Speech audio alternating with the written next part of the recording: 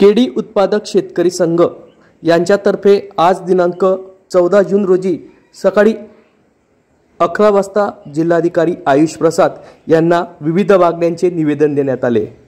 याबाबतची माहिती अधिक अशी की जळगाव जिल्ह्यात वाढत्या तापमानामुळे जिल्हाधिकारी आयुष प्रसाद यांनी कलम 144 हा लागू केला होता। वाढत्या तापमानामुळे केळी पिकाचे मोठे नुकसान झाले असून काही केळी पीक विमा मंडळांना पीक विम्याचा लाभ मिळाला नाही।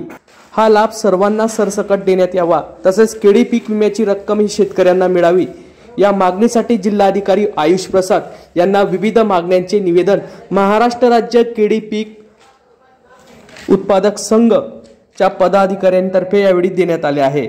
या प्रसंगी केळी उत्पादक संघाचे पाचोरा तालुका उपाध्यक्ष अशोक पाटील, डॉक्टर नीलकंठ पाटील, प्रदीप पवार, योगेश पवार, सुमित पाटील, उत्तम पवार, किरण चौधरी, दीपक पाटील आदींची यावेळी उपस्थिती होती। आम्ही केळी उत्पादक संघ महाराष्ट्र राज्य या वतीने सर्व पदाधिकारी आणि केळी उत्पादक शेतकरी आज जिल्हा अधिकारी कार्यालय जळगाव इथे एक निवेदन सादर करण्यासाठी आलो आहोत। आमचा निवेदनाचा मुख्य मुद्दा असा आहे की आपण बघितलं की जो उन्हाळा आपला एकदम कडक उन्हाळा झाला परिसरामध्ये आणि जळगाव जिल्ह्यामध्ये उन्हाळ्यासाठी माननीय जिल्हाधिकारी साहेबांनी 144 कलम लावलं होतं।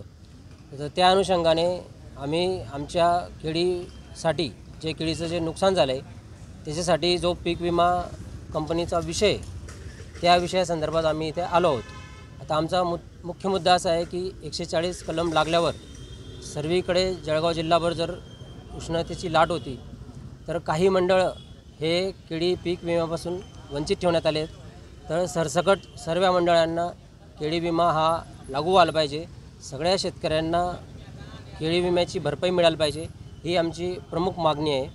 त्याचप्रमाणे केळी उत्पादक शेतकरी हा वर्षभर केळीचं लागवड करतो, पण बऱ्याचदा मर्यादित महिन्यांपुरताच पीक विमा कंपनी त्याला लागवडीसाठी आपल्याला प्राधान्य देते। तर याच्यामुळे आमचं असं म्हणणं आहे की जळगाव जिल्ह्यात वर्षभर पीक विमा शेतकऱ्यांना लाभ कसा भेटेल आणि पीक विमा शेतकरीचे आपण कांदेबाग म्हणतो त्या कांदेबागमध्ये आपल्याला पीक विमा कसा भेटेल आणि अशा इतर मागण्यांसाठी आम्ही इथं जळगाव शहरामध्ये जळगाव जिल्हा अधिकारी यांच्या कार्यालयात आम्ही निवेदन सादर करण्यासाठी आलो आहोत। श्री अशोक बाबूराव पाटील, केळी उत्पादक शेतकरी संघ पाचोरा तालुका अध्यक्ष।